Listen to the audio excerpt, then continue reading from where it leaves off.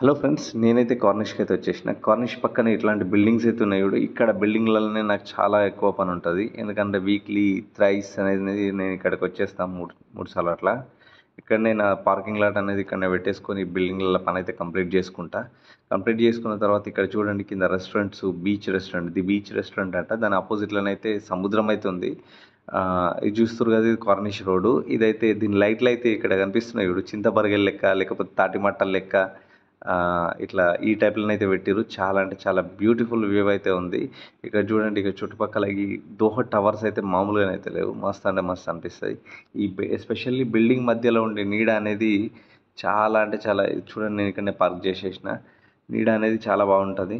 ఎందుకంటే ఇప్పుడు ఎండలు చాలా మండుతున్నాయి కాబట్టి సూపర్ అంటే సూపర్ వ్యూ అయితే ఉంది. దీని తర్వాత వచ్చేసి పార్కింగ్ లాట్ నుంచి అయితే ఖాళీ చేస్తున్నా. ఇది గ్లాస్ బిల్డింగ్. ఈ బిల్డింగ్‌లోకి నేను ఇప్పుడే పోయొచ్చిన.